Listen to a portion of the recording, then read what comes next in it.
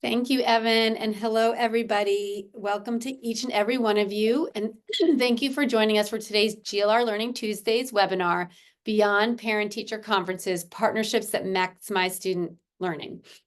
As many of you know, we hosted a robust discussion among experts and local practitioners focusing on family engagement as one of the big bets working. I just posted the link to that session in the chat. This session explored this was last month, explored the outreach and engagement strategy to get the attention of parents and family members and encourage them to take actions leading to results such as increased attendance, enrollment in tutoring, and better behavior and things like that. And so with the knowledge gained in the May session, it's important to now explore what happens next? What happens once that initial engagement is achieved? How can parent-teacher partnerships be cultivated and maximized over time for both parents and teachers, so they both are benefiting from this partnership? And in fact, CGLR has long advocated for productive parent-teacher partnerships and has hosted several webinars in recent years that revealed why big bets should be made on this strategy, which has the potential to make more than the usual increment of change. It's because when parents or any primary caregiver for a student can build a relational trust with their child's teacher and come to see them as a colleague and a collaborator on the success and well-being of their children, it can inspire these caregivers to be engaged in the teaching and learning process and in school activities and in productive and meaningful ways, making a noticeable impact on student learning and development. And if you joined us last month, you'll remember that we discussed home visits quite a bit. And in today's follow-on discussion, we have the chance to learn from two leaders from parent-teacher home visits, plus several other leaders who will discuss what happens after that initial engagement is achieved. Today's panel of national leaders, joined with state and local educators and practitioners, will explore the ins and outs of productive parent-teacher partnerships that benefit both the parent, like I said, and the teacher, while making a big impact on student learning progress. We are confident that you will walk away with immediately usable tips and strategies to cultivate productive partnerships in your own community. And we are very lucky to have an expert in this area joining us today to moderate our in-depth discussion. Gloria Corral is the president and CEO of the Parent Institute for Quality Education, or PK. Next slide, please. And her passion for K-12 and higher education spans more than 20 years and includes work at the U.S. Department of Education, the House of Representatives, and the Senate. And now I'm honored to welcome and briefly introduce our esteemed panelists with us today in alphabetical order. And please note, we've already posted a link to full bios in the chat, and I'll repost it in a second. So I'm just really quickly previewing who we have with us today. Cristina Gonzalez is Implementation and Advocacy Manager with Abriendo Puertas, Opening Doors, and has over 10 years of experience working in communities, community-based organizations, and in schools. Cristina is a first-generation college graduate who holds a BA from University of California, San Diego in International Studies, Political Science, and Spanish Literature.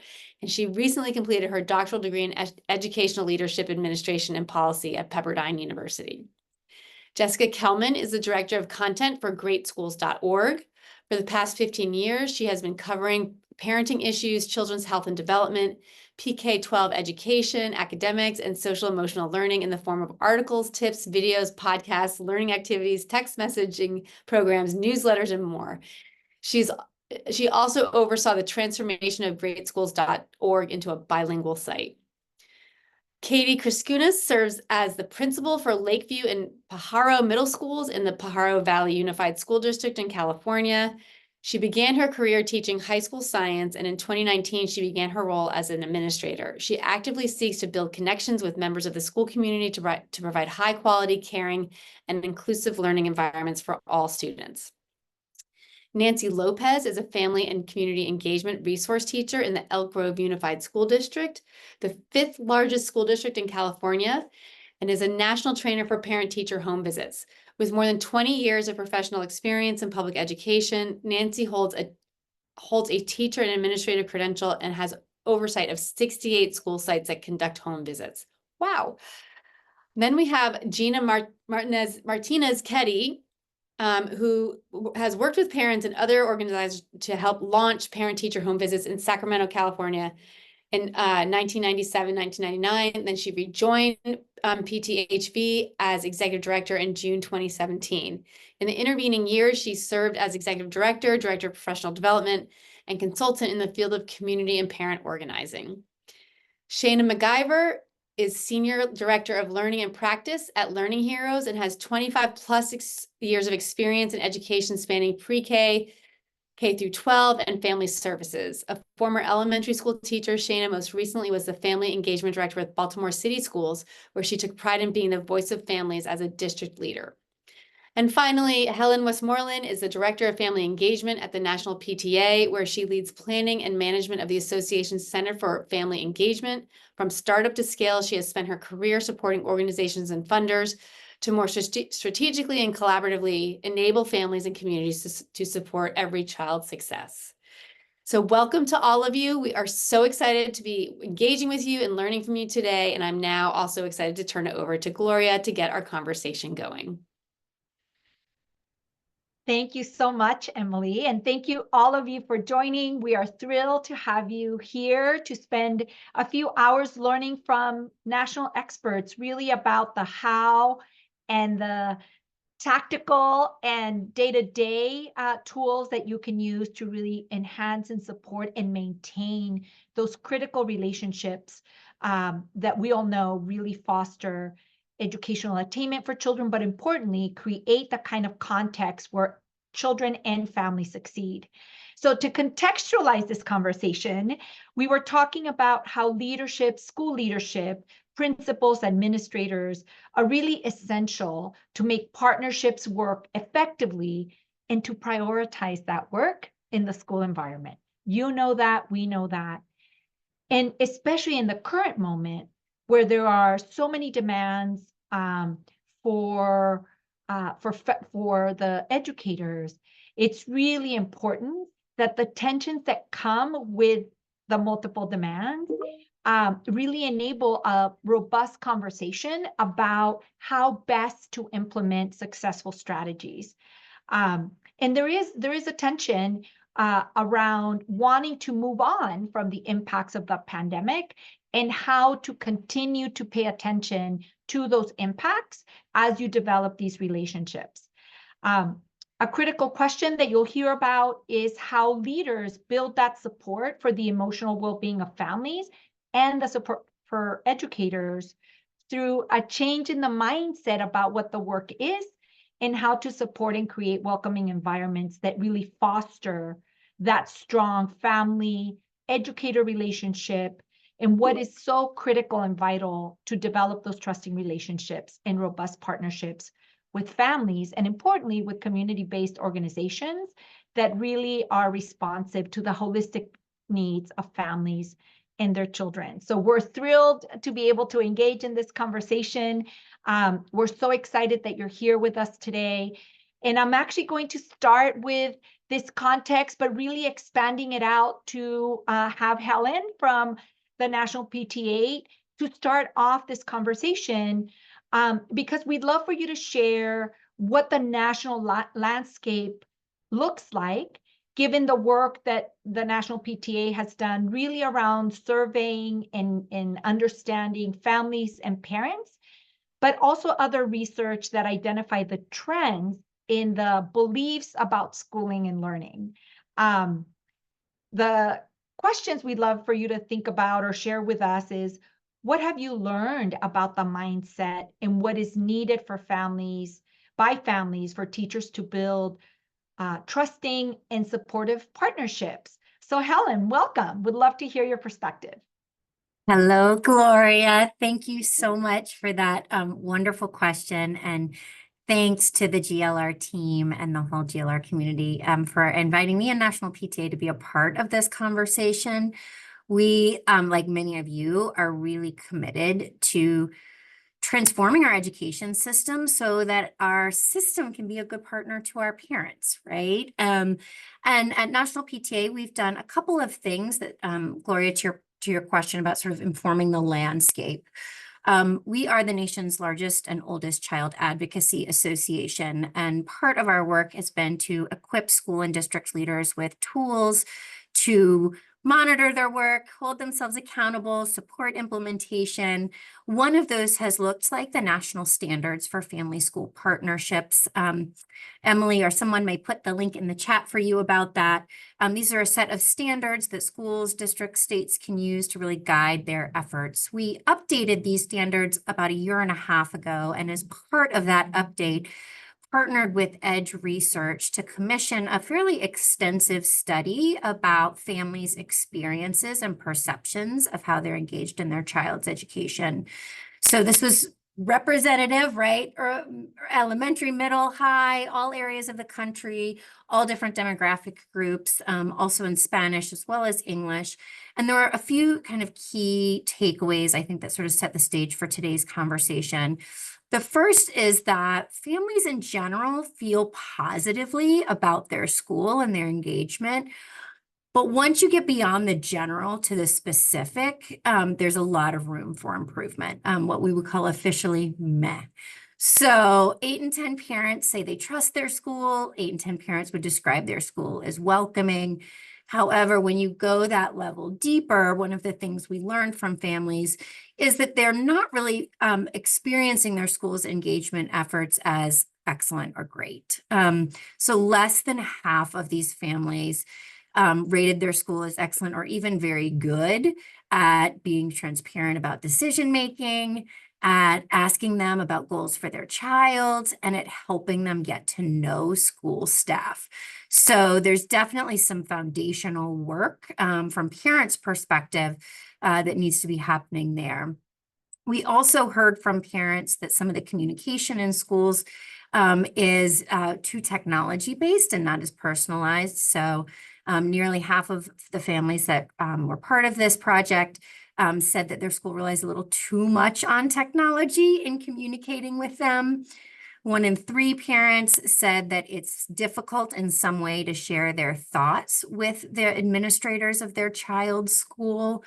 And these findings, of course, are really amplified in communities that have been historically marginalized from our school systems. So parents with disabilities and parents of students with disabilities, parents who speak a language other than English are particularly having a hard time just even making, as Emily sort of framed for us, that first webinars connection, right? Like there's still some work to do there. But there's a positive outlook overall. And we asked families, probably 30 different items of what would be helpful, what would be the priority you would place on what to bring into your school to really strengthen family engagement and help you help your child. And some of those top things were a quick response time. So the top thing families want is to hear back from someone in their kid's school within 48 hours. This was universal across all different breakdowns of groups. Also very highly rated from families is they want multiple measures of student progress. So they don't just want a report card and they don't just want a set of test scores at some point in the year. They really want a comprehensive package to understand how their kids are doing. One of the, I wouldn't necessarily say surprising, but interesting things that we also found, and big bets, I would call, is that families are very supportive of more training for their educators on communication, on working across lines of difference. Nearly 7 in 10 parents say that this would be really very helpful for them in their school, but only about 2 in 10 parents think, right, that is actually happening in their school. So there's a pretty big gap there. But nevertheless, some really good strategies that we've heard from families that they're looking for from their child's school. And then on the flip side of that, another project that we've been working on and doing some work in the field about is family engagement solutions, and sort of taking the title today to like another level of beyond conferences, is really looking at the link between student learning and well-being outcomes in different family engagement approaches and programs in schools. We've been partnering with Johns Hopkins University, evidenceforessa.org, which some of you may be familiar with, and the School Superintendents Association, among many other great partners to do this. And we've been talking to superintendents, principals, teachers. We've done both some key informant interviews over the past year, as well as a marketing survey to the field of principals, of K principals. And so one of the things that I think is interesting to sort of frame our conversation is that when we ask parents all the things they want, these are very relational and learning centered things. However, when we ask the participants from the workshops that we've been giving as part of this project, what's the primary goal that's driving your family engagement efforts? Meeting families' basic needs is what rises to the top. So there's a little bit of misalignment between what families are wanting and asking for and how schools and our school systems are perceiving the role of family engagement. And specifically sort of stopping at the parent outcomes. So we heard really resoundingly from this audience that parents showing up is what they're sort of measuring and valuing, and not necessarily making that connection to student learning and improve student learning outcomes. And I know literally, I think every one of my fellow panelists today is a practitioner or a expert that has built some of that research and evidence base for this work. So there's a good bit of ways to go. May not be surprising to this audience. We also heard in our survey to principals, for example, 41% are reporting that parents don't value education is their top challenge. So there is definitely some mindset work inside of schools that needs to happen and supporting our leadership. The majority of these principals that responded to this survey were from Title I schools. And yet we're still hearing that the main barrier is families don't care. And I think many of us would very much argue that that is not actually the barrier to families getting involved in their child's education. All families want the best for their kids, but that is not necessarily how folks in our school systems, our decision makers, are thinking about this work. Family demand and attendance and satisfaction is also the top criteria that those inside the school system are looking for when they think about partnering with a provider or program to strengthen their family engagement efforts, more so than impact on student outcomes and even cost. So parents really reign supreme in how we think about this work, and their experience matters, which should be heartening to all of us that so deeply believe that parents' voice should be at the table in all decisions, and particularly those around family engagement. 8 out of 10 of these school leaders say they want more ideas about more impactful ways to spend their family engagement budgets. So there is a hunger to learn more and to get access to more strategies, which is also just a window of opportunity for all of us here on this webinar today. So I guess I would sort of summarize that to say that the overall landscape is that families have had an incredible window into their child's learning and continue to really believe in their child's public schools and the power of the relationship to their child's public schools. But when we dig a little bit deeper from both parents and folks inside schools and school systems, we see that there's a good bit of room for improvement, particularly around beliefs around families, but also some of those nuts and bolts, as you alluded to, Gloria, about tactics that you're using in school and policies that you might put in place. So I will leave it there for you to hop to the next question and panelist, but happy to also answer questions in the Q&A box for folks if they have them. Wonderful. Thank you so much, Helen. And I think one of the really critical lessons learned, I would say, from the pandemic was exactly as you were saying, and many of you here have done, multiple and consistent ways of communicating with families is vital.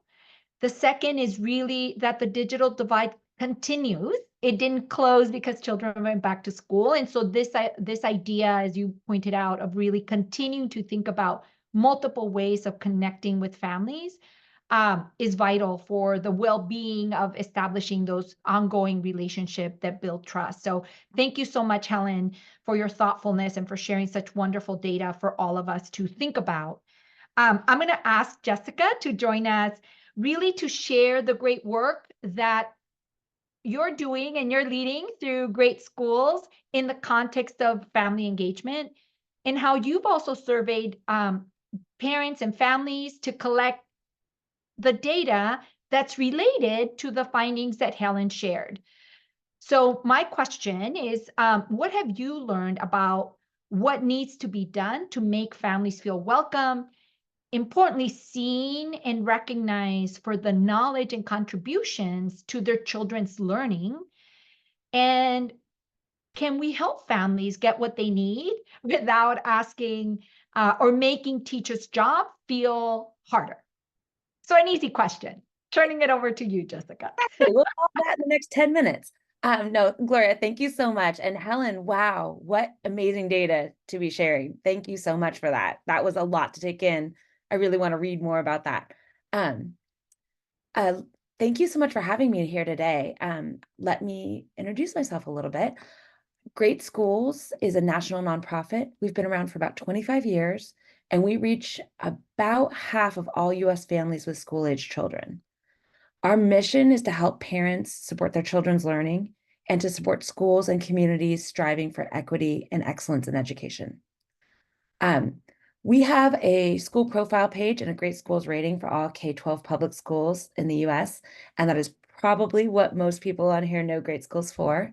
But we also have a really robust parenting site, and we have created a family engagement newsletter program that runs weekly from August through July, from preschool all the way through 12th grade. I'm here to talk about that portion, the family engagement, and then what happens because of family engagement, because that's really what we're looking for here, is that connection between families and schools without overloading teachers, right? So the goal of our family engagement program is to help connect families to the classroom, because we know that parents want to help. So I'm going to share a little bit of data, just like Helen did, because, you know, we're a nonprofit, we aim to help, and then we follow up by just asking. We ask all the time. And because we have an incredible reach, we get incredible answers. So I'll share a little bit of data about that. Parents don't always know how to help, and they don't always feel comfortable. So we have a lot of data kind of that helped us create our family engagement program, right? We asked what the problems were. We asked teachers. We reach about 30% of the teachers in the US, and we know they use our site. So making that connection, first of all, a lot of parents didn't even go to the school in the US, so they don't know exactly what to expect. A lot of parents didn't have the best experience in school themselves. And so now here they are again, and they're reticent or they're nervous, right? And so we try to make that connection between schools and districts and teachers and parents. And so every week we deliver information about parenting, social emotional learning, child development, and academics geared toward where that child is and what they're working on in that grade, in that moment. And we try to help parents understand key skills kids are working on, and we give them videos to show a skill in action, articles and podcasts discussing behavior, development, different aspects of parenting and learning. And then we give them hands-on resources so that parents can easily try to help their children at home. So I've got some data to share. The first data I'm going to share, because I just asked it this week.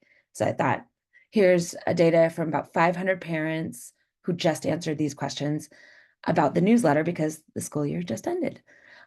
So this week, 93% of the parents said the newsletters helped them understand and support their child's learning. 82% of parents said the newsletter helped them feel more confident communicating with their child's teacher. And one quote that really stood out to me was, "It gave me ideas on how to approach the teacher when there's a problem with my child at school." That's a theme that we see recurring, is that building that confidence to talk to a teacher, it takes a lot for some parents. And then we just try to connect those dots to give them specifics to check in about. Because it's one thing to know, I want my child to do well in school. I want my child to go to college. These are big thoughts, but parents are talking to the teacher and they want to talk about the little connections. And so we try to help them understand things like reading fluency or building vocabulary or building a knowledge bank so that they can connect with a teacher more in depth about these specifics, because that's what helps create a real conversation, right? You're able to connect on those pieces.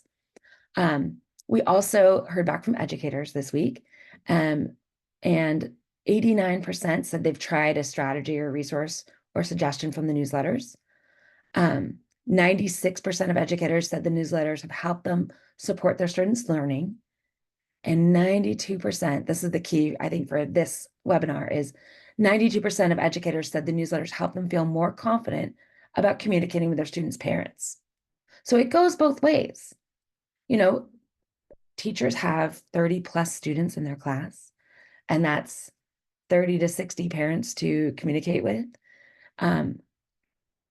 And one quote that stood out for me was, "It made it easier to communicate with parents who are already having difficulty with balancing their work and school schedules. Understanding where the parents and children are in their lives helped me meet their needs before academics. Having parents and students feel loved, safe, and welcome at school is a priority."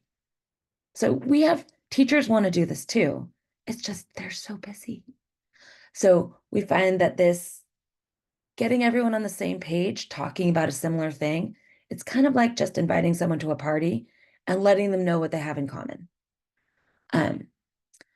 Some other survey data I wanted to share today is about parents. We asked parents, how often do you spend directly helping your child with learning, including homework, learning activities, and having meaningful conversations? This goes directly to, I think, the answer to the data Helen shared about 41% of principals thinking that parents don't care about education. 74% of parents, please excuse me, sorry. 70% of parents said that they help their kids daily. And then when we disaggregate the data and we look just at low income families, that number actually goes up to 74%. So there is a disconnect there, because those same parents, maybe they aren't able to make it to back to school night or conferences or school events during school hours, but they are helping and they care. Some more data from parents from this spring that I wanted to share is about school attitudes towards school. Like the PTA, our data shows that the majority of parents are satisfied with their child's school. However, they are still very worried about their child's happiness and emotional well-being. Mental health programs and services for students are at the top of the list for parents of what they're concerned about. And they say they're having a hard time finding that information. We know from schools that a lot of resources are being made available, but so making that connection again, I think, is part of the goal here. In our data, the middle school parents are the most likely to feel stuck, possibly because there are often fewer middle schools to choose from, more elementary schools, often more high schools, fewer middle schools. Of the parents who are not satisfied with their current school, again, the majority report being very satisfied with their school. Of those who want to change, they would like to see more emphasis on academic preparation for college and career, tailored to their children's educational experiences. And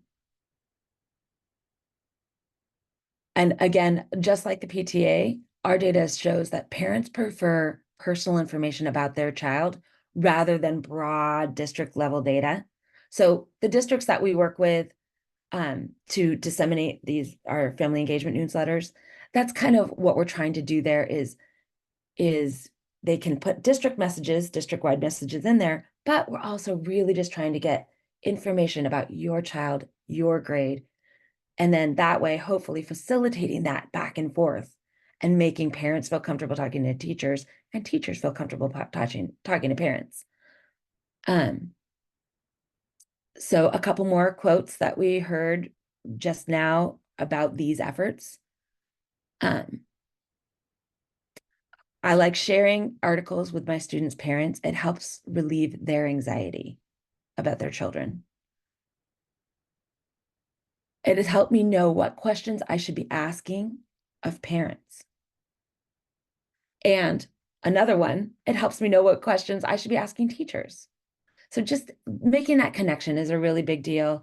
And in a way that at the principal level and at the district level, we can help facilitate that conversation in a way that's relevant to each child in their grade level, I think is very helpful.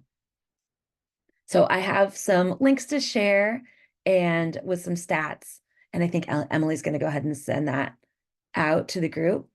But yeah, I'm excited to learn more from other groups about what you guys are doing, and I'm hoping that this information is helping everyone out there. Thank you so much, Jessica. Absolutely. The more we know will help us, support one another, learn from each other. So thank you for sharing. And we invite everyone to please use the resources and the links that are being provided. I think really importantly, as we continue to build and share how educators are thinking about their connection with families, is also how families are feeling that connection with their teacher, with their principal, right, with their school counselor. So thank you for sharing both sides of the data, because that's so important. Shayna, I'm going to ask you to please join the conversation in really sharing an overview of Learning Heroes and how your role now at the national level really builds on the work you've been leading at Baltimore City Public Schools. And that's because we know that building partnerships takes work. And I often say it's heart work. It's not just hard work, it's heart work. Absolutely. It's work with the heart. And so please share with us what strategies have proven to be most effective in achieving engagement with families, and how teachers and families and parents can collaboratively set and achieve goals for their student success. Thank you, Gloria. I'll say that I'm honored to be on the panel with everyone today. I want to thank Helen and Jessica for what you've contributed thus far. Good stuff. Thank you. Gloria, you asked me to talk a little bit about Learning Heroes. So I'll start by saying that Learning Heroes is a national nonprofit, and our primary goal is bridging the gap between home and school, right? Ensuring every child receives the support they need to succeed. We work to bring together families and educators as partners in children's education. Learning Heroes was founded in 2014. We conduct research on homeschool relationships, develop professional learning services and tools that support educators as well as families and school teams and school leaders in elevating family engagement. And I think it's important to add elevating family engagement to promote educational equity. We also partner with media and national community-based organizations to support families in advocating for their children. So you'll see a lot of similarities between the work that many of us do on the panel. Learning Heroes efforts start with listening to families, school staff, and school and district leaders, right? This is true about our comprehensive research. Some of you may be familiar with one of our recent research collaborations with Gallup, right? To better understand how parents perceive, evaluate, and take action to support their students' learning. So I'm sure there'll be a link dropped in the chat so that you can learn more if you aren't as familiar. Then there's also our capacity building. Even our capacity building efforts are inclusive of feedback from leaders, from educators, whether it's for our professional learning that we provide educators, teachers, or through what we offer in our institute, which you'll learn a little bit more about, but our Family Engagement Leadership Institute. All of this is grounded in what we hear from the ground, from participants. And so we pride ourselves in, like I said, hearing from those that we engage and that we aim to support. And finally, even with communication, some may be familiar with our Go Beyond Grades campaign, right? So nearly 80% of parents report that their kids receive a B or better yet only half of their students are actually performing at grade level. So those are the three primary areas of work that we focus on. And so all of this is done with a focus on surfacing insights from low-income communities and communities of color, excuse me. Our annual surveys have been fielded nationally, right? With over 25 states. I'm proud to share that the insights greatly expand the field's understanding of families' priorities, right? How families define success, as well as educators and leaders, and what are some of the systemic challenges that keep families and educators from engaging in true, authentic partnership. Gloria, you also asked me to tell a little bit about my role. In my current role at Learning Heroes, I am the Senior Director of Learning and Practice. And in this role, I leverage my experience from working with Baltimore City Public Schools, where I held many roles, but most recently, as mentioned, as a Family Engagement Director. And so I leverage all of those years of experience to now help and develop and implement strategies to foster strong partnerships between parents, schools, and communities with school teams across the nation. Really excited about that work. I joined Learning Heroes about a year ago. And I joined to help co-lead the Family Engagement Leadership Institute with Dr. A.L. Gloria, your question was what strategies have been proven to be most effective?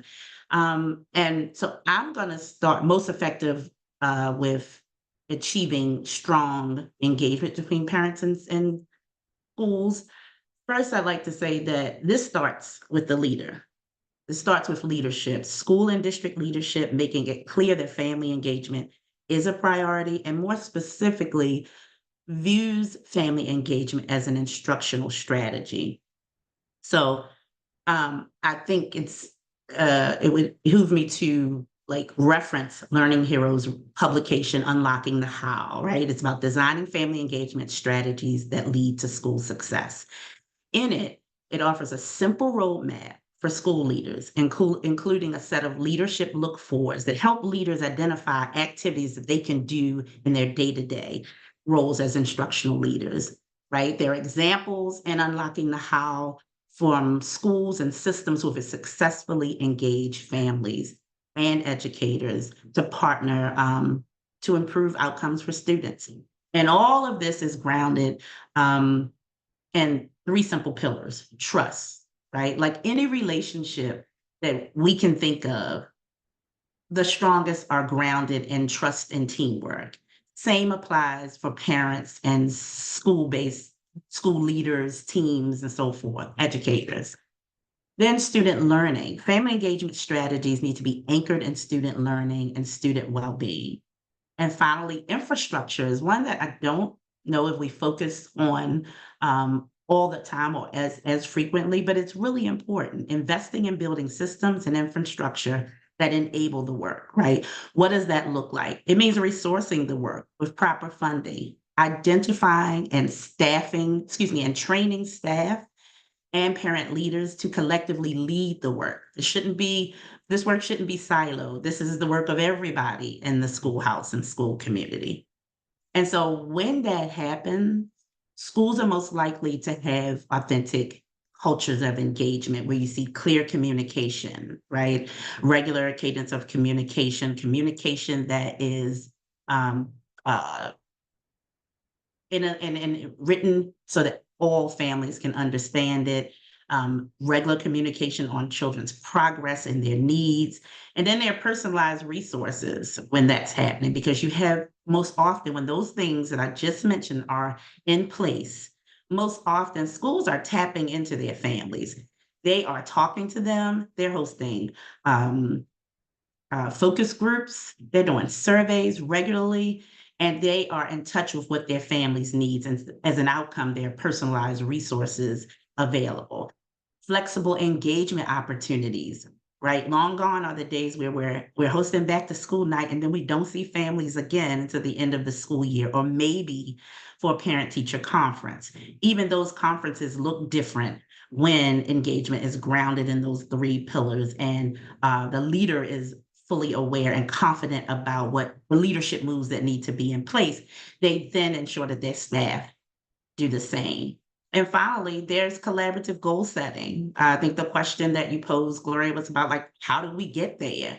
And when those things are in place, teachers and parents are working together. They prioritize the time to set and achieve long-term goals for students. So that's with regular check-ins, that's with sharing resources, and so forth. So that when that takes happen, that comprehensive approach to engagement, it just fosters an environment where all the adults in children's lives are working together. Thank you so much. Absolutely, family engagement as an instructional strategy with the necessary supports financially in terms of prioritizing dollars is vital. And so I'm going to ask, so thank you so much for pointing that out, Christina, to join the conversation and hear the work that you're leading in California by introducing us to Abriendo Puertas, where you're working with early childhood educators. And what can you tell us about how education and professional development that is effective for teachers that might be a little challenging, or they might perceive it as challenging, but it's so beneficial to building partnerships with families in the work that they do? Christina. Good afternoon, everyone, and thank you for sharing this space with me. Before I was at Abriendo Puertas, I was in schools. I come from a background as a practitioner, so I'll incorporate some of that information towards the end too. Our mission at Abriendo Puertas, Opening Doors, is to honor and support parents as leaders of their families and their child's first and most influential teacher. We are also in the advocacy space, which is directly aligned to the important role families play as the most passionate and important advocates for their children. We survey parents and share a national report that outlines the key priorities families have identified, and we can share the report as well as the Latino Infant Initiative policy agenda that we work on. We also gather data to understand the learning that is taking place through the implementation of our curriculum, and also learn about family experiences via our reporting process, where testimonials are key to understand context, families, and communities across the 43 states where we have implementing partners. At Abriendo Puertas, we focus on delivering an evidence-based parent program, and the program was co-created with parents for parents, and parents are active participants in these sessions when facilitated in their communities by our implementing partners. Some of our implementing partners are teachers, school leaders. Our program is implemented at churches, nonprofits, any organization that really is aligned with the mission of seeing our students succeed, but also working towards a holistic vision of what that looks like. We also focus on building leadership capacity for staff, for practitioners, and parent leaders through our institutes that are taught by our master trainers, and are then they're certified to deliver the program in local context, because context for us is really important. Not every community, not every person is the same. So it's really important that teachers and practitioners understand the community that they're working with. We also focus on developing a parent leadership strengths-based approach and providing significant learning and growth for parents. And we want to make sure that the impact is amplified. So it is a 2-generation impact that produces long-term results, but it's also multi-level, where we train implementing partners because we understand that they know the communities the best. And then we can also learn about their implementation and their communities and the stories and experiences that families bring forward to continue to improve our systems. We also focus on providing significant, making sure that our tools are user-friendly. So we do have a popular education methodology where our tools and also our curriculum is accessible to both implementing partners and parents. And then we also focus on serving as a gateway to continue parent involvement, and making sure that families not only find their space at schools, but also in their organizations and their communities to really like focus on the transformation that they're experiencing and seeing themselves as those leaders who they already are. And I think framing it in that way, it also helps remove this top-down relationship where the teacher is the expert. And I think particularly in the Latino community, some of our parents usually are taught that you don't ask too many questions or you don't talk back because the teacher is the expert. And sometimes it's not lack of involvement or interest, but rather the way culturally, sometimes we have been conditioned in different education systems. So really breaking down that barrier for parents to understand, I'm also, an expert and the teacher is my colleague. And for the teacher to also understand that the parent is their colleague and also probably like the best person where they can gain the most insight about their students. Our curriculum does support educational activities at home. It promotes role modeling. It demonstrates reading and math practice with children. It allows families to set goals as families and also individually for their children, and prepares them to transition for kindergarten and builds long-term engagement. One of the key things about our curriculum is that usually implementing partners say like, I've also implemented with parents who have kids in middle school because it's so adaptable, because we talk about the experiences, the lived experiences of families. But when teachers are implementing the program themselves and they go through the training, they say that it's also eye-opening for them because they're learning about themselves, but they're also learning about the importance of having culturally relevant tools. And usually they, like they have shared that through the program, they're able to build a sense of belonging, and it helps them have sort of like a fluid learning system where the parents are sharing and teachers are gaining new information. And sometimes, like as human beings, we operate from assumptions. So it also helps remove those assumptions that we hold for both teachers and parents, and to unlearn different practices together, and then also engage in dialogical learning. One of the things that I also did is create a tool to share. I won't review everything, but one of the things that as a practitioner, I learned is that sometimes, like parents are having a bad day, or that we assume that the tools that we're giving them are working because we're sending multiple messages, but we don't understand the context that sometimes parents don't know how to read. And it's not everyone, or there's a language barrier. So really knowing your community should be part of like the staff development for teachers, because if they go into the work without understanding their community, it really becomes much harder. But if you front load the work, and it's not easy, right? But if you front load it, and like schedule community walk to understand the community in which families live, then that helps you engage in conversations in a different way than when you don't understand the community. Sometimes people go to schools and just go straight into the parking lots, and then straight out and back home, but they really don't know where they're teaching. And where you're teaching is not necessarily just the location, the school, but also just like what's surrounding your school, and because that's what surrounds your students. And also, like starting the year off by conducting family interviews to learn about family dynamics, student learning, the way that students learn at home, and the resources that parents already have that you can leverage in your classroom so that you don't have to reinvent the wheel, and really leaning into that expertise that already exists there.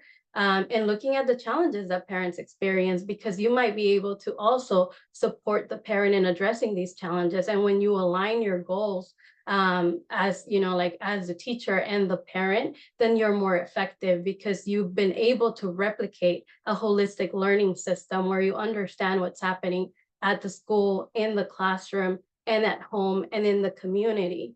And in order to also lift the load from teachers, it's important that this becomes a school-wide supported system where people are using the same language, because when parents usually see a shift when students change from one grade level to another if one teacher is really effective and using very specific language and another teacher is not as engaged in building parent relationships, then parents can, it's nuanced, right? Like parents can see, okay, like maybe they are not interested in supporting my child, right? And that is an assumption. And maybe the teacher just needs tools, but if it's also part of the school-wide systems, that also helps sort of relieve that pressure from the teacher, because family engagement doesn't start with the teacher. It starts like also in your office, like the customer service, that people who are answering, you know, like support staff are,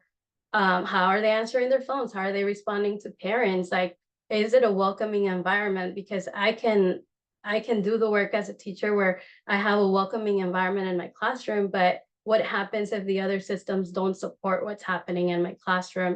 One of the things that early childhood teachers are great at doing, and I really love that they do this, they do quarterly meetings with parents to review the goals that they have for that quarter. So parents are not blindsided at the end when they get report cards or anything like that, or when they get assessments. They know exactly what they need to learn, and there are teachers who create tools for parents, show them how to model, do math workshops with them with counting collections, and then parents do it at home. So they replicate that learning. So you're teaching it like in, you know, like multiple ways. And then students can then reflect on what happens at home and at school. And I think that's one of the key things, the replication, the system that you build, and how you support one another. There are additional tips that I have created for an infographic, so that will be shared with you. I don't know if I fully answered the question, so please let me know if you need me to add anything. Thank you so much, Christina. We're hoping to get through our panelists so we can have some more discussion, but really creating a sense of belonging, I think, and really broadening your understanding from the educator and leadership perspective by really knowing the community are vital. And how best to do that, I'll ask Gina, who is leading not just the state level work in California, but also the national impact through the parent-teacher home visiting model, to really talk to us about what it looks like day to day. How and what do you do to prepare educators for home visits? That's an important skill set. And how does this become the essential starting point for ongoing productive relationship building that is trust-based? So this is getting into the nuts and bolts. And Gina, thank you for being here. Welcome to the conversation. Thank you so much, Gloria, and thank you to CGLR and everybody who's here and the panelists who I've already learned so much from, and I'm just nodding in agreement at so many things that have already been said. So at its core, parent-teacher home visits is all about building relationships of trust between families and educators. And we do that by providing training to educators on how to use our model of relationship building home visits. We have trained in about 30 states across the country, plus Saskatchewan, Canada. And just in 1 year, last year alone, home visitors did about 130,000 home visits. So when we talk about relationships of trust, that's a pretty foundational, it's a foundation that you want to have in schools and probably any organization. I always say that if you have trust between families and schools, probably everything else is going to work a whole lot better. And at the same time, though, it's not like you do one home visit and then you're done, right? Relationships do require ongoing practice and ongoing nurturing. And so what I want to share today is, first of all, that the home visit is really just a starting point to an ongoing relationship between families and teachers. And what I want to share today are 3 elements of our home visits that I think really open the door to that ongoing partnership. So the first one is the hopes and dreams conversation. So in every initial parent-teacher home visit, we always ask the educator, the family, and we invite the student themselves to share what their hopes and dreams are for that student. And you can imagine that begins to create kind of a shared vision and some real motivation to kind of, work together to achieve those hopes and dreams. And it starts to build that relational trust, right? So coming out of the home visit, I think everybody feels a lot more confident in reaching out to each other, texting, phone calling, chatting at pickup or drop off, right? Letting each other know what's going on at home, what's going on at school that might either help or hinder realizing those hopes and dreams. The second thing I want to lift up is that towards the end of a parent-teacher home visit, there's always an invitation to the family. So teachers have visited the family back at their home or another place where the family feels comfortable. And now we want to invite families back to the school. And so we ask the educators to make one invitation, not a whole laundry list of things, but it could be something as simple as, attending back to school night or showing up at the school to volunteer at the school garden, something like that. So there's an invitation, and knowing that families might not always be able to do that, but we want them to know that they're welcome there, right? But the other thing that I want to point out here, and other panelists have said this too, is that it's not just about families showing up to school, right? It's also recognizing that families are a very, very critical and co-equal element in contributing to teaching and learning. And so the third piece of our home visits that I want to lift up today is what we call the expectation. And that begins to create also some, not only shared vision, but also the mutual accountability to working toward that vision. So again, towards the end of the home visit, the educator will ask the family, what expectations do you have of me as your child's educator this year? And I'll tell you, and this has been, shared by other panelists as well, that what we hear parents want or what families want from educators is communication, flat out. Just let me know how my child is doing in school. Let me know honestly how my child is doing in school. That's what we hear as the primary expectation quite a bit. And then the educators also get to share with the family about what they expect from the family. So whether, again, it's just one thing, not a big laundry list, but maybe it's we would love it if you would read to your child every day, or we would love it if your child would show up on time every day to school. Whatever that one thing is, or can you volunteer in the classroom and help other children with their reading skills? So just kind of one expectation as well that creates an opportunity for families to really contribute to the life of the school, but also to teaching and learning. So those are kind of the three things that I wanted to lift up today. I also just quickly want to say that both through research and through kind of the stories that we hear from home visit practitioners, is that we know that this model does change the way that teachers and families think about each other. It changes those mindsets and assumptions they have about each other. And it also has student outcomes. So we know that it decreases chronic absence rates, it increases academic achievement. And again, we also know just from stories that it makes all of them, students, families, and educators, feel a much stronger sense of belonging as part of that school community. It's so interesting because as I ask both Nancy to join, it's so interesting, Gina, what you shared, that this human-to-human contact, right, is really one of the vital ways in which we really need to think through that tool that's in the toolbox of every educator to really understand the context for that child. So, certainly the model that, that we're talking about here, about actually reaching out as part of that, getting to know the community, getting to know the student, the child, the family, is such a critical vital way in which those toolboxes get filled, right? So instead of having one strategy, you might not have 24 different pieces of information, right? So thank you so much, Gina. I'm not going to bring on a pair of leaders that work directly in California districts to learn how they have made this possible. You might be sitting there wondering, how did this happen? And to how did they provide the professional development to teachers that really help them build the infrastructure and the knowledge to hear and respond to what works with families. They are currently having wonderful and productive parent-teacher or principal partnerships. So here's our opportunity to learn more about that. Nancy, we just heard from Gina about the work that prepares teachers to effectively begin that foundational work. Please tell us about your role and what's happening during and after the home visits.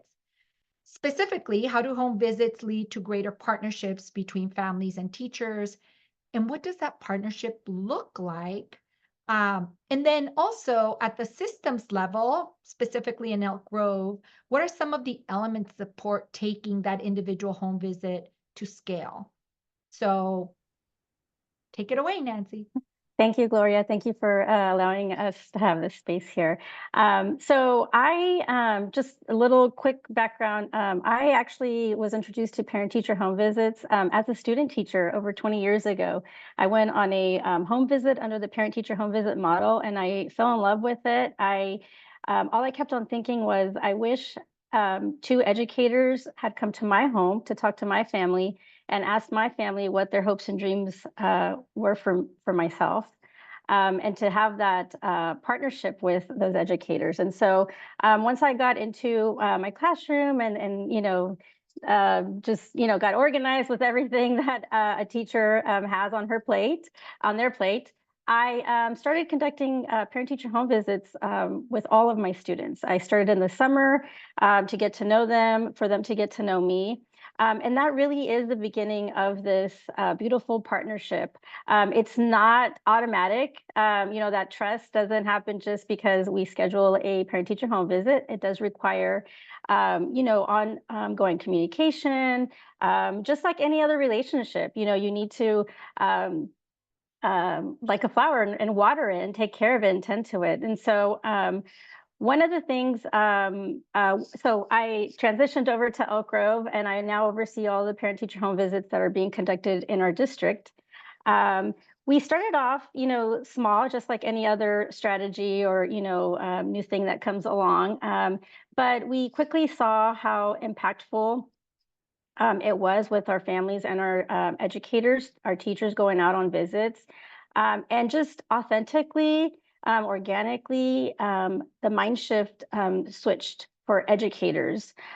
We were coming in with a lens of asset-based lens, not deficit. So we were going in learning about our families and really working and working together with our families so our students would be successful.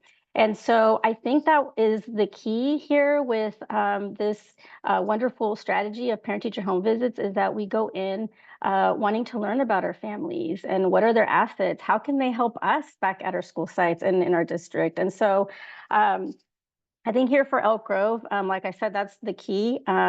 We did start with the in-person home visits before the pandemic. And then once the pandemic hit, we quickly pivoted to virtual visits. And one of the things that happened with the pandemic was that the families that had received those home visits prior to the pandemic were the first ones that would reach out to us educators, that reached out to our school leaders and said, hey, how can we support? How can we help?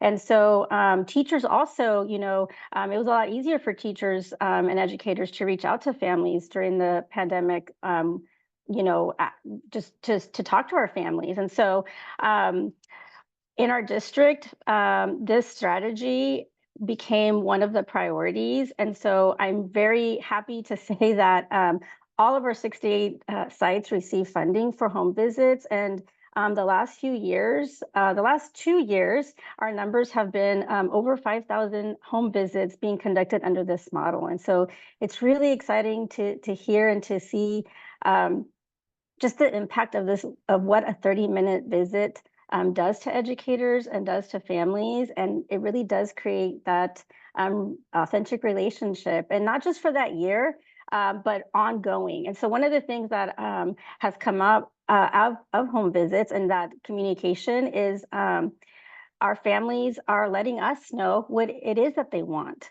what they want to see, what would be helpful for them. And so we have been lucky again that our families are the ones that are letting us know now that they want affinity groups. And so they want wellness workshops, they want parent education, and they're letting us again know exactly what it is rather than us sending out surveys or making phone calls, right? They're reaching out to us. And so it's been a lot easier for us to be able to quickly, okay, yes, this is what they're wanting. And so we quickly, are able to provide that to our families.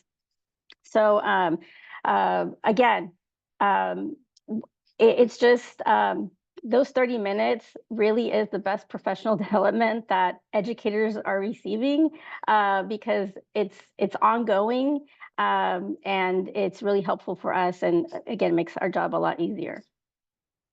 I'm not sure if I answered the entire question there, but Nancy, we'll have a few minutes to respond and have our audience really ask any other questions. Okay. Now I'm going to invite Katie to join us, but I think one thing to really piggyback on, sort of building on Gina's perspective about building capacity for the educators, that I really want to stress is that building trusting relationship means being invested, and that investment means ongoing attention to communication. And I think the responsibility or the accountability that comes with once families give you their opinion and their aspirations, what do you do with that, right? And it's that follow-up and responsiveness that is so vital to continue to nurture those trusting relationships. So thank you so much, Nancy, for sharing that. Katie, you're a principal, you're doing this work every day. Can you share with us, sort of in this role, how are you partnering with families and how are you preparing teachers to establish and cultivate those trusting relationships that lead to the partnerships we've been discussing? I know that you have some very specific tools that you use and that I'm sure our participants would love to hear about. So Katie. Yeah, thank you so much. And thank you everyone for having me here today. Honestly, this is just to provide some context. I'm completing my first year as a principal. I applied to be the principal of one school and was gifted the opportunity to lead another school who experienced hardship due to a natural disaster in our community.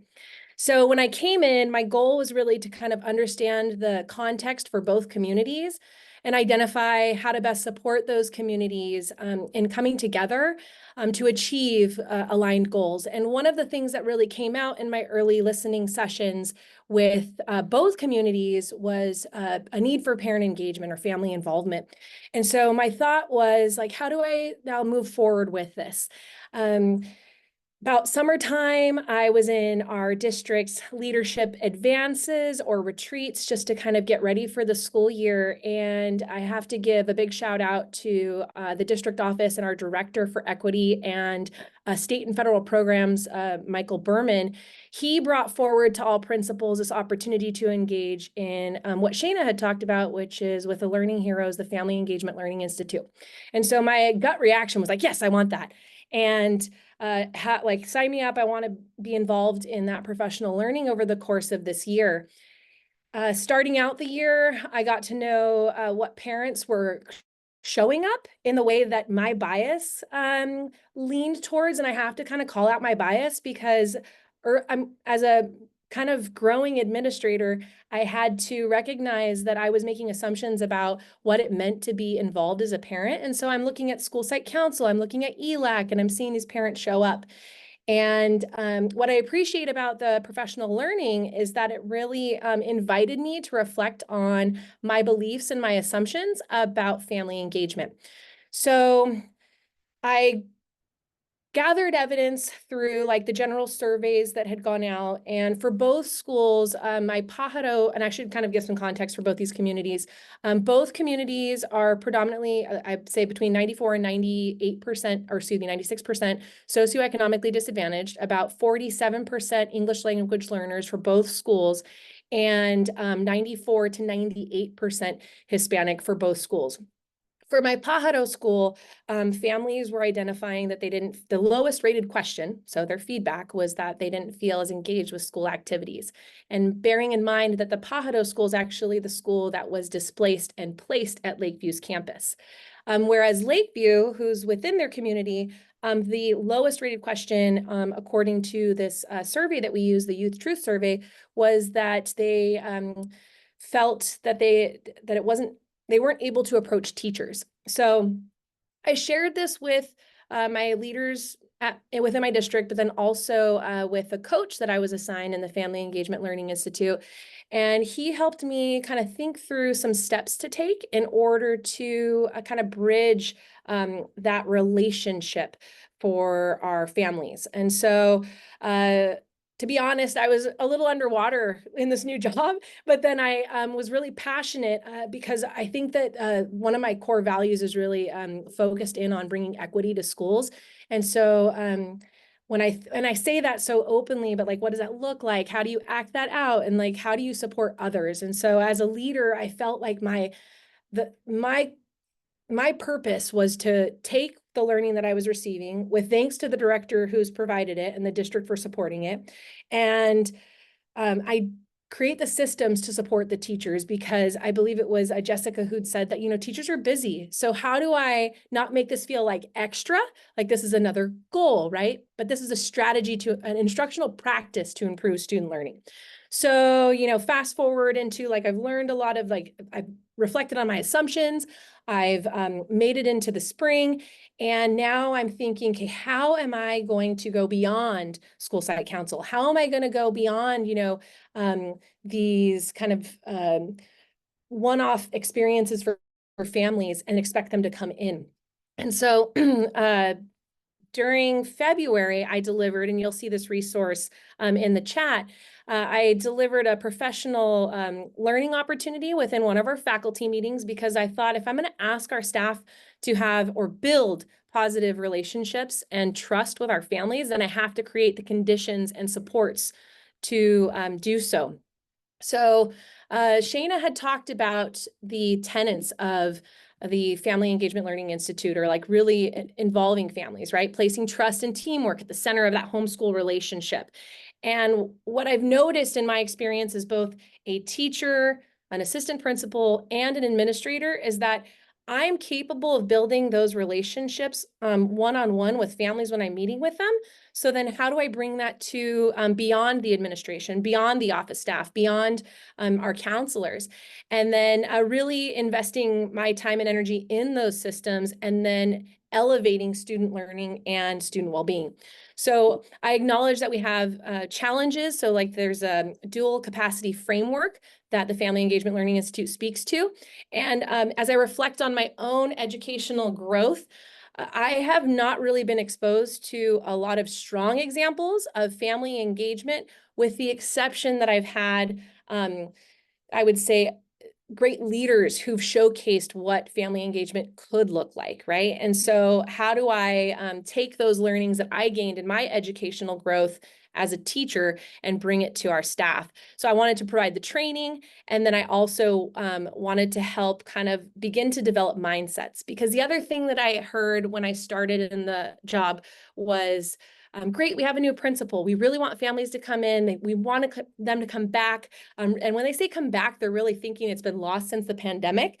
And a little while into the year, it was like, well, what do we think? That a principal's just going to change all of this for us? Just a new person was going to change it? And I'm like, oh, okay, they think I, myself, will make these relationships and bring families in. So I've got to build the capacity. So I shared with them very clearly that the goal was to build their capacity to have these connections, and that over time, because this is ongoing, I'm continuing this into next year, this is not a one and done, we're going to build the capacity of my educators to have those connections. I also needed to check my own assumptions, because I assumed that my staff were predominantly calling for negative reasons. And I was like, that's not right. I should actually pre-assess my staff. So I did invite them to take a survey, and I didn't get as many as I would like, but I did share the data with them anyway. And the majority of reasons for contacting or connecting with home were for behavioral concerns or academic concerns. So I invited them to reflect on what type of relationship that might establish. And then how can we go about kind of shifting the relationship we want to have with our families? And I used a gradual release model just to kind of bring them through and ready for making a positive phone call home. So they began with role play and partner pairs, and with a clear purpose for why we wanted to have these positive phone call home professional development opportunities, and that I was preparing them to actually go and do this in their classrooms. So my office staff and I prepped spreadsheets with contact information for each student, and each staff member was tasked with going back to their classroom. So they were given specific time to go back, make 2 positive phone calls home, and share only assets. So we were only going to talk about what their child was doing well in that course. And we weren't going to repeat phone calls home because every staff member had access to the spreadsheet, seeing who was making what phone calls home. And then at the end, to invite families to come to our open house, which was going to be a month later. Afterwards, they were going to return back to the library and then debrief that experience. And I'm just going to do one through piece here that for me resonated and reminded me of why it's so important to do this work and affirmed the efforts that I've put into it, is that I remember, and a couple of staff members said it, but I'm thinking particularly of one. And the staff member said that, she called home and the parent was like, "Thank you so much." And this was on a Friday. So our professional development's on a Friday, which also presents a challenge if everybody wants to go home for the weekend. But the staff member called and said, "I really want to thank you, your students doing this." And the parent basically responded with, "I hope you know you made my weekend." And what the staff member didn't say to the parent, which is unfortunate, but still, she came back to the meeting and said, "I don't think she realizes that she made mine." And so, and then that teacher told me that that parent showed up to our open house, which we also did a little differently. We made it like a community resource fair. We elevated student learning, which was a big pull for both schools. It's our teachers, and so big credit to them, did student-led conferences, which were collaboratively developed for 2 different school communities, but I could speak more to that in a separate type of thing if you want to contact me, and I'll put my contact information in the email or in the chat in a moment. But that parent came out and the teacher said it was like, the teacher, I think this is more anecdotal, believed that the trust that was established from that phone call home is the reason why the parent showed up. And so with that, it makes me love what I do. It makes me passionate about doing it. And I know that there's more work to be done. We definitely have to, I think, reflect on our core beliefs and our assumptions. So the Family Engagement Learning Institute also has provided resources to kind of evaluate our biases. And that's the work that I'm going to start us off with, and then also bring back the positive phone calls home. So thank you. Katie, thank you so much. We're talking about kind of perspectives and mindset and leadership from the systems level, and then to see you really on the school site, in the work, really elevating, I think, some of the core skill sets and competencies that bring us back to how we go about doing this work, which is, as we started, from your initial set of assumptions, right? Really questioning your own beliefs in order for there to be some learning. And that's part of the home visiting efforts. The second really is around creating the kind of priority that being the leader of a school enables you to do, right? You recognize this as a priority. You enable the investments in professional development time, in your own learning and the learning of your colleagues. And then I think the third really important effort is that the recognition of a change of mindset. If you recall, Helen started us off with what we are hearing from educators, that 40% of them feel that parents don't care about their children's education. And here we are really bookending this part of the panel presentation, really understanding that when we shift our mindset through learning, through engagement that's authentic, through an openness to learning, guess what? The teacher made the parents' day, a weekend specifically, and vice versa, right? The family made this educator's weekend. And so I think as we continue the dialogue for the remainder of our time, I'm going to really lift up that this is what this conversation is about, right? There's a poll for you to please fill out. It just popped up. So please take a moment to share that, to fill it out and share it, because we take the feedback from you very seriously as the team thinks about next steps, thinks about learnings and improvements, and putting together and curating what comes next. So please take a moment to fill that out. Importantly, we are also going to bring back sort of some of the questions that you all posed. I think one of the things we want to elevate for you is that by you being part of this conversation, you are really elevating key issues. So one that came up and several of you talked about is sort of from the big picture, from the system to the practical. There are, and I think Tom and others asked this question about how do the policy levers get changed, get impacted in order for these practices to go to scale, right? And so I'll invite folks to come back on as they think about this question about bringing together this idea of what happens, whether it's in California, for those of you that are doing work in California, whether it's nationally, if you're doing work nationally, to think about policy levers, right? Because it can be a checkbox, as is often or most often the case, or it can be the deep work that happens by changing mindset. So I'll open it up because I know that we have some California experts here and national experts.